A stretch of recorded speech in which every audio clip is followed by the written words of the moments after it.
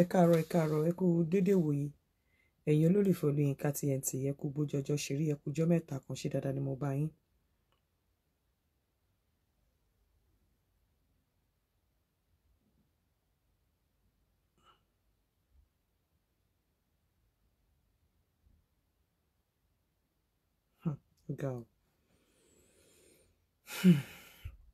Ṣé dáadáa ni mo bá yín.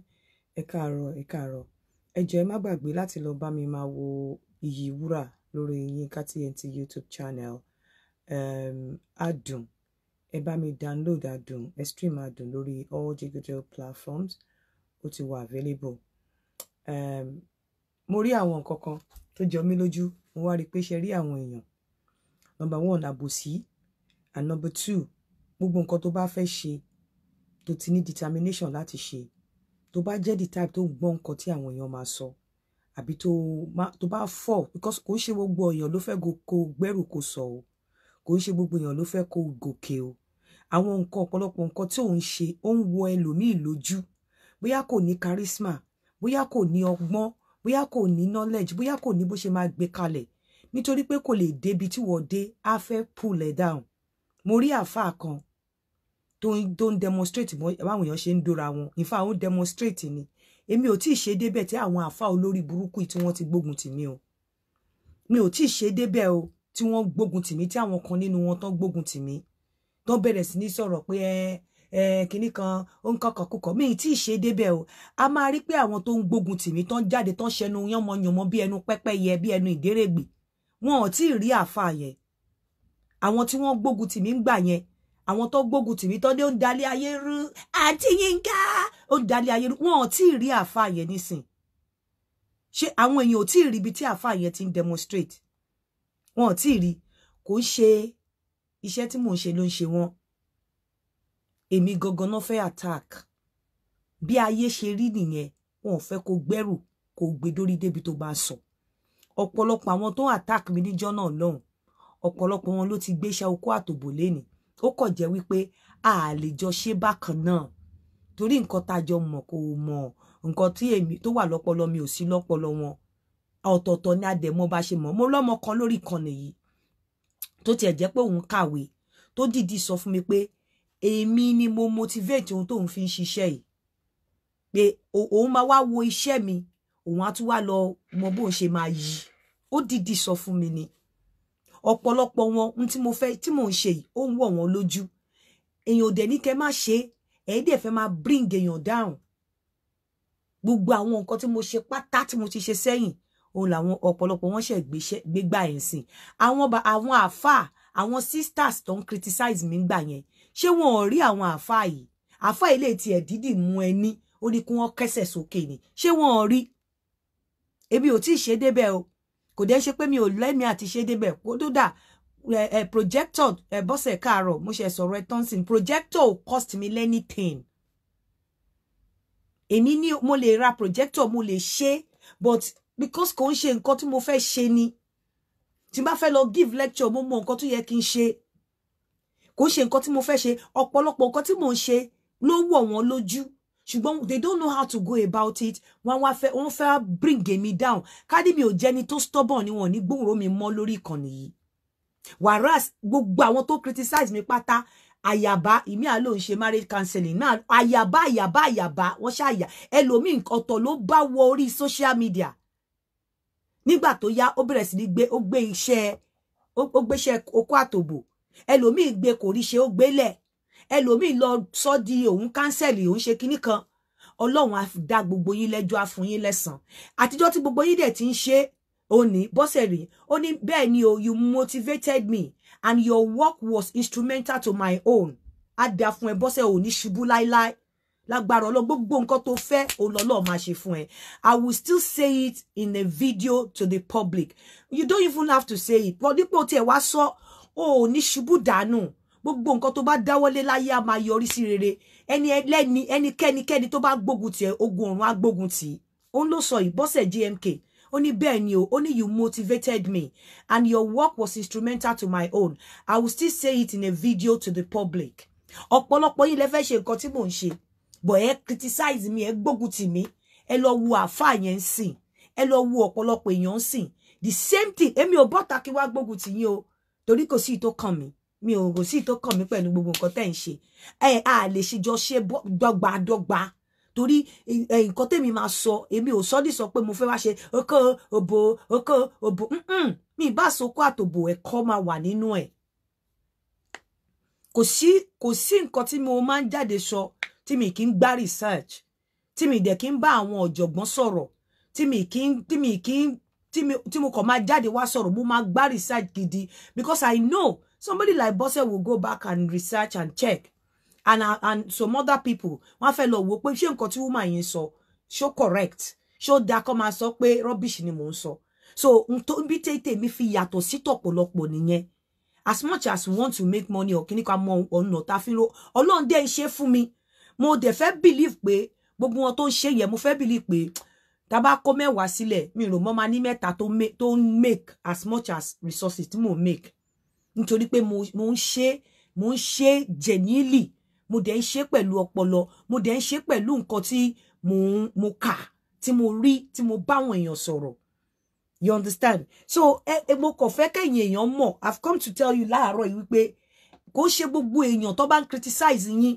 ni kẹ́ máa follow ẹ má ti torí criticism kẹ́ drop dream yín kẹ́ drop aspiration yín torí pé àwọn èèyàn criticize yín ẹ má ever ṣe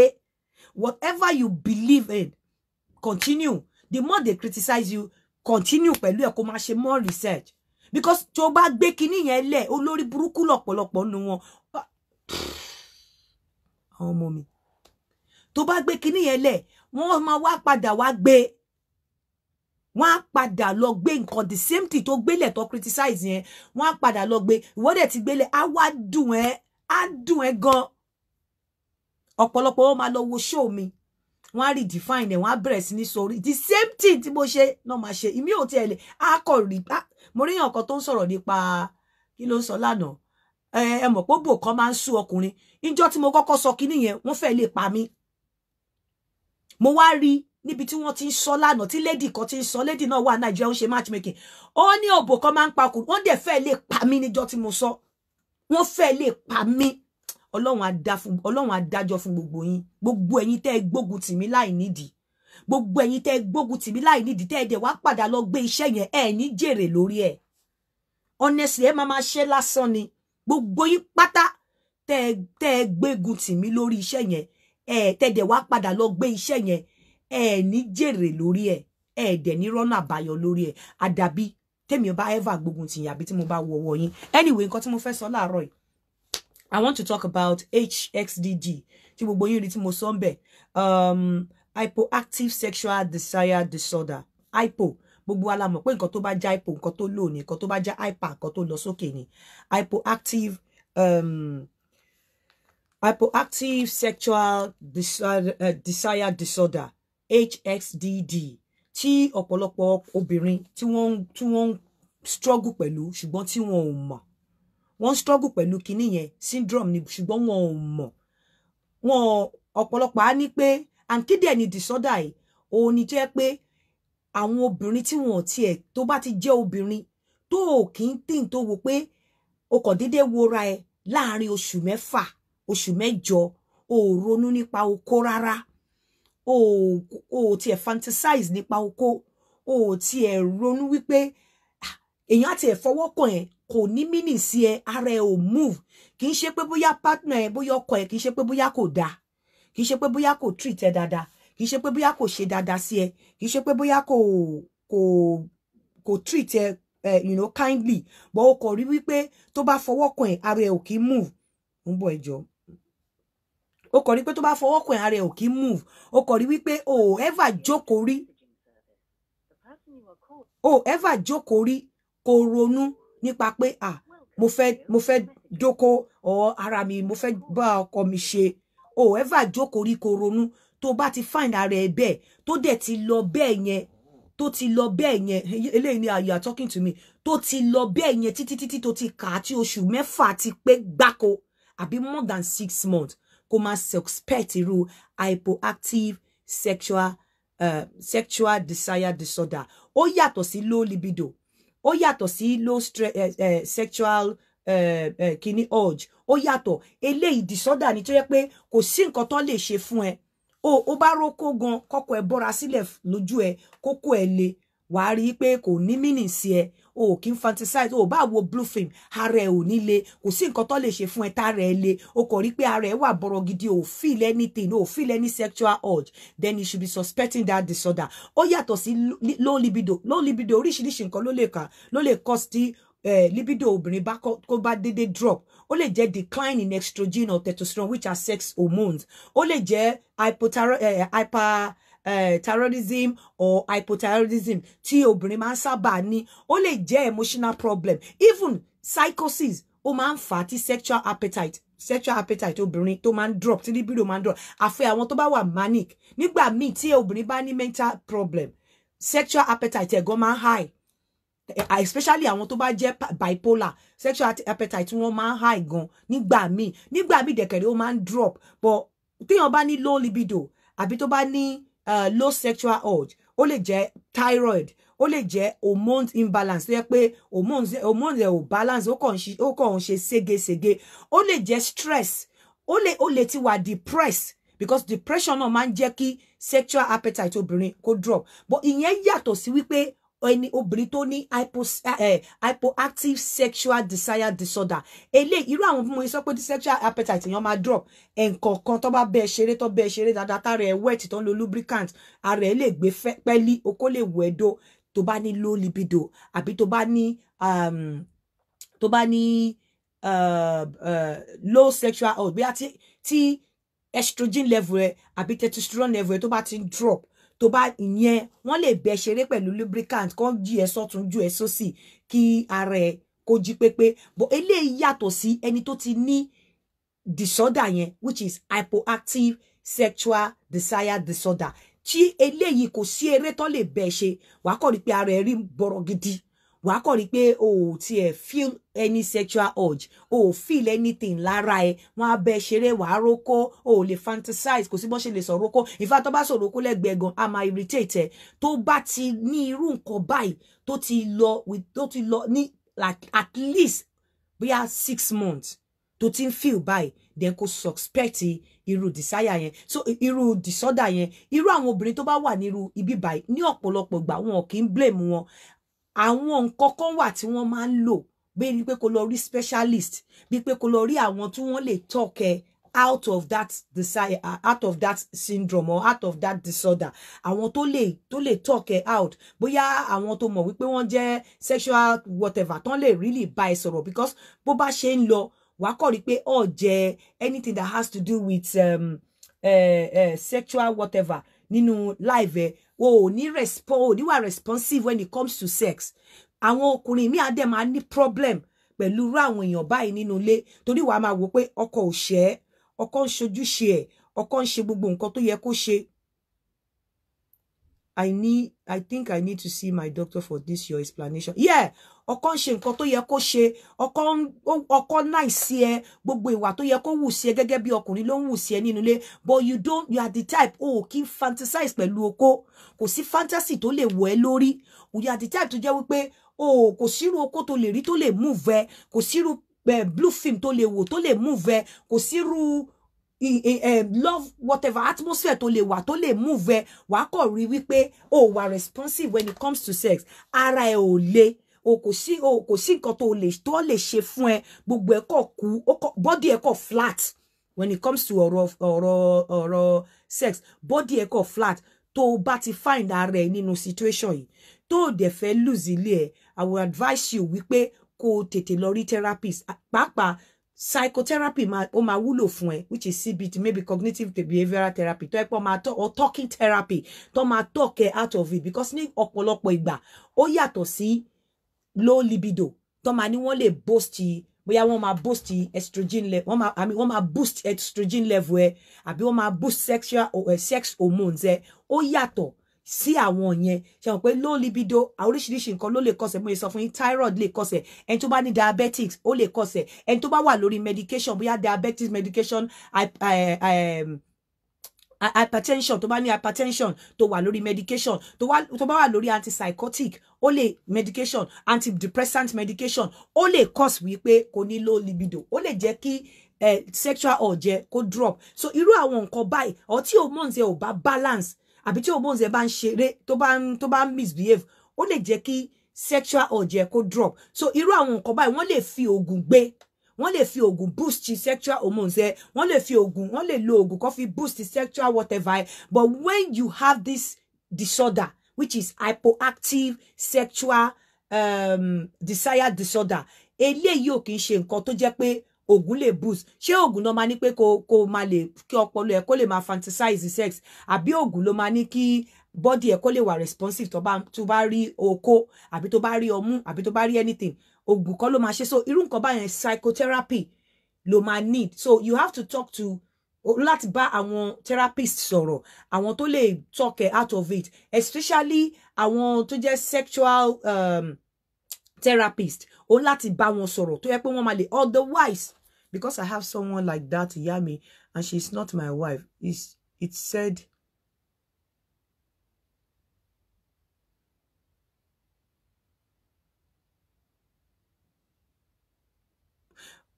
Sherry, èèyàn mọ nǹkan,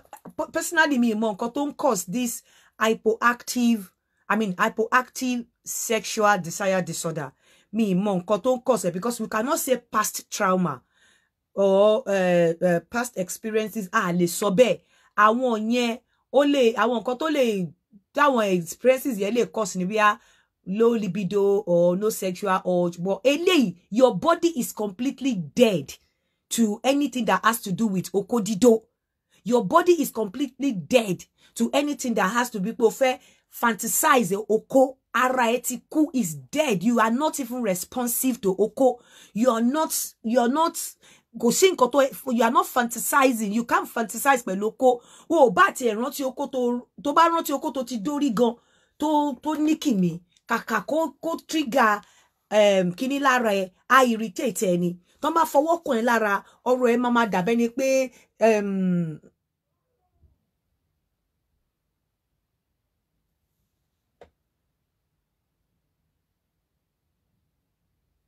you know, ara ẹ máa dàbẹ́ ni wípé wọ́n fi igi wọ̀n ẹ́ lára. Everything that has to do with sex or bí akíní kan wàá máa avoid situation yẹn. In fact, tó bá yá gan, á degenerate débi wípé tó bá sọ̀rọ̀ oko àbí wọ́n sọ̀rọ̀ anything sex lẹ́gbẹ̀ẹ́, á máa irritate, á máa hurt etí ẹ, ò ní fẹ́ gbọ́ rárá. So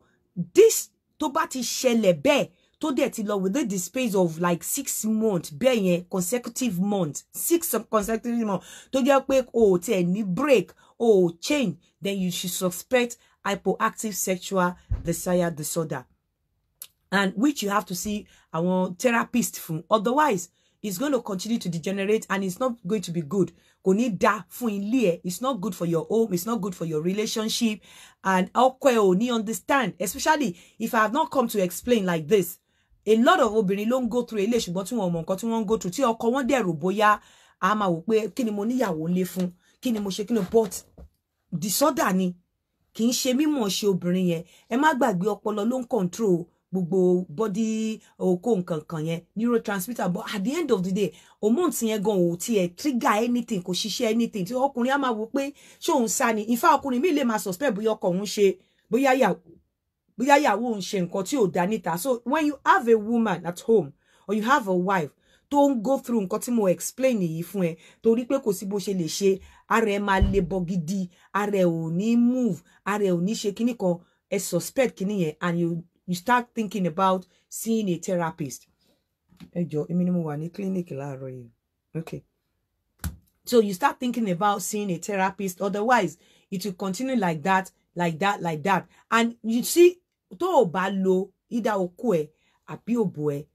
if you don't use it, o máa lose it. I'm telling you, you must use it. Even if you have to, if worst comes to worst, o máa láti máa masturbate ara ẹ, láti touch ara ẹ as obìnrin. Àìjẹ́bẹ̀, ọkàn obìnrin máa ń tètè, before menopause, ọkàn obìnrin máa ń tètè yọ nínú oko, pàápàá tí wàhálà bá ti pọ̀jù nílé. Ó tún yàtọ̀ sí hypoactive sexual desire disorder o.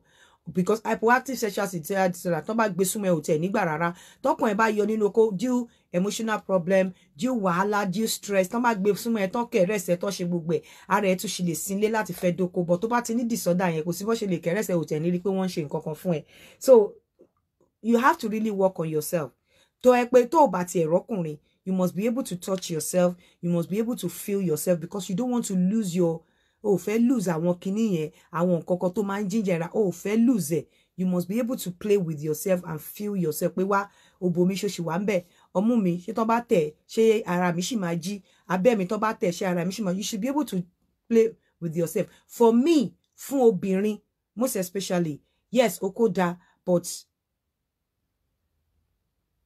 please, ma, what can abusing relationship cause this? No. Abusive relationship, no. Abusive relationship can cause low libido. Ó lè cause low sexual urge. Ó lè dá ọpọlọ ẹrú, because you can have emotional problem, depression, and all of that through abusive relationship. But hypoactive sexual desire disorder is a disorder ni wàhálà ni mental. It has to do with your mental, because ọpọlọ tó ń control gbogbo ara ó máa wà dead to that part of control, that side of sexual whatever. You are not even thinking about it. Ọpọlọ ẹ ò rí, brain ẹ ò rí, kò rí fantasy táwọn èèyàn ń rí tára wọn dìde, brain ẹ ò kò process ẹ. The fact pé o ní abusive relationship, abusive marriage, kò mean wípé brain ẹ ò lè process sexual urge in you. Kò mean pé hormones ẹ ò lè ṣiṣẹ́. But when you have this hypoactive sexual desire disorder, your brain is not processing anything that has to do with sex. Your brain ẹ ò process ẹ rárá. That is why when you see fantasy, when it has to do with oko atobo, o lè fantasize, because your brain is not processing. Your brain is completely dead to sex. Your brain is not seeing you want rí oko báyìí, because gbogbo nǹkan tó bá rí, brain no man signal ara pé wo kíní. Your brain don't control ara. So when your brain is not recognizing a certain thing, kò sí bó ṣe fẹ́ wà active láti ṣe nǹkan lórí kíní yẹn, brain ẹ ò rí. When you have that disorder, your brain is not seeing anything that has to do with sex, no matter how beautiful, no matter how good that thing is. Brain ẹ ò rí. Okay, to bá ní low libido, maybe as a result of your hormone imbalance, maybe your emotional problem, medication, diabetes, blah blah blah blah blah. To kò sí bó ṣe lè ní low libido. Tó bá mú ẹ wọ sí yàrá kan tí àwọn méjì tí ń ṣeré, bí àwọn obìnrin méjì ọkùnrin kan, ara ẹ máa move. Ẹ gbàgbé bó ṣe ṣẹlẹ̀. Even tó bá ń gbọ́ lásán, ara ẹ á move. But in a situation whereby ó ń gbọ́, kò tiẹ̀ ní meaning sí ẹ. Tiẹ̀ tó bá process ẹ ló máa wò pé ìranù làwọn eléyìí dẹ̀ ń sọ, ìtọ́ dẹ̀ ń pọ́n léyìí o. Once tó bá ń gbọ́ fantasy, bóyá àwọn ọkùnrin kan tó lóun bóbìnrin méjì sùn pọ̀ kíní kankan, tó bá ń gbọ́ fantasy tó sì ń wò pé ìranù mà léléyìí o. Kí ni gbogbo òṣì náà? Brain ẹ ṣì ń process ẹ ni. Brain ẹ ṣì recognize that part of your brain, ṣì recognize ẹ. Ó ṣì ń process ẹ. Àbí tó bá gbọ́ tó rí tí ara ẹ ṣì move, brain ẹ ṣì ń process ẹ. But in case of hypoactive sexual desire disorder, even tó bá gbọ́, tó bá ń rí, tó bá ṣe kíní kan, your brain is not processing it. You are not seeing it. You are not going to criticize bóyá nǹkan tó dáná ṣe. You are not ní criticize bóyá nǹkan tí ò dáná ṣe, because you are not seeing it. Brain ẹ ò register, brain ẹ ò process ẹ. So rí bóyá ó dá bí kò dá. So tó bá rí oko tí ọkọ ẹ dúró tó kọ ẹ ṣe gbigimle, rí brain ẹ ò recognize bóyá oko ni. Ó lè jẹ́ pé brain ẹ kàn rí pé bóyá normal person dúró dẹ̀ mú gidá ni. So because your body, that aspect of your brain is completely dead to sex. So ó yàtọ̀ sí low libido, ó yàtọ̀ sí low sexual urge, tó jẹ́ pé bóyá medication ló cause, emotional problem ló cause, depression ló cause, hormone imbalance ló cause. Àwọn yẹn ní reason. Irú àwọn yẹn nísìn tí medication bá cause kíní fún ẹ, o lè lọ bá bóyá tó bá increase prolactin level ẹ, tó dẹ̀ jẹ́ pé ó wá decrease libido ẹ, o lè lọ bá doctor, wọ́n lè change ẹ fún ẹ, wọ́n lè fún ẹ ní nǹkan mi láti boost ẹ. Tí medication ò bá jẹ́ kókó ẹ le, o lè lọ bá doctor, wọ́n lè fún ẹ ní Viagra. But this particular thing, wọ́n sọ wípé medication wà fún other than psychotherapy kíní. Wọ́n sọ pé medication wà fún other than kéde ní psychotherapy. Àwọn therapist tó máa ṣe tí ó involve medication, maybe talking therapy, maybe cognitive behavioral therapy, maybe you see a psychologist tó máa bẹ́ẹ̀ sọ̀rọ̀ láti tẹ̀lé, wọ́n draw plan fún ẹ bó ṣe lè ṣe. So irú nǹkan báyẹn, you really need somebody to talk to, because it has nothing to do with your partner misbehaving or blah blah blah. Oh, it's your brain don't play up. Part of your kini don't control sex don't play up. It has nothing to do with your hormones imbalance or your sexual hormones is down, blah blah. Hypoactive sexual desire disorder. Kò ní nǹkan ṣe pẹ̀lú bóyá low libido. Yeah, very complicated disorder. Bóyá low libido. So I want you to go and see your therapist. Come to bá yín sọ̀rọ̀ wọ́n tó bá ti ní kíní, and you should start suspecting it. Tó bá ti wà in this attitude for like 6 months straight. Tó bá ti wà in the attitude tí mo describe it for 6 months straight, then you start suspecting hypoactive sexual desire disorder. Tí bá ti dé bóyá lẹ́ni àbí lọ́la, àwa continue. Ẹ jẹ́ kí n máa lọ, mi ò fẹ́ late. Ẹ má gbàgbé, ẹ lọ bá mi wo Iyì Wúrà. Mo dúpẹ́ lọ́wọ́ gbogbo ẹ̀yin tẹ́ ti wò. God bless you all. Ẹ bá mi continue láti lọ wo Iyì Wúrà lórí Yinka TNT TV channel. Ẹ má dẹ̀ gbàgbé láti lọ bá mi download Adùn. Ó ti wà lórí all digital platforms. Ẹ jọ̀ọ́, ẹ lọ bá mi wò. God bless you all. Ẹ jẹ́ kí n máa fi sí lọ. Ẹ jọ̀ọ́, tó bá jẹ́ ọkùnrin tó wà ní Winnipeg ní Canada, Winnipeg, please can you get into the fair relationship? To fair relationship. Tó bá dẹ̀ jẹ́ obìnrin tó wà ní Maryland, to fair relationship, please contact me. Just send me a message. Send me it. God bless you, Funmi Adegalu. God bless you, ma. Send me a message and I'll get back to you, because me only make call. Today I'm going to be busy from 10 to 4 o'clock. So send me a message. I'll get back to you. Ẹ jẹ́ kí n máa fi ìsìn ṣe àlọ. Ẹ káàárọ̀.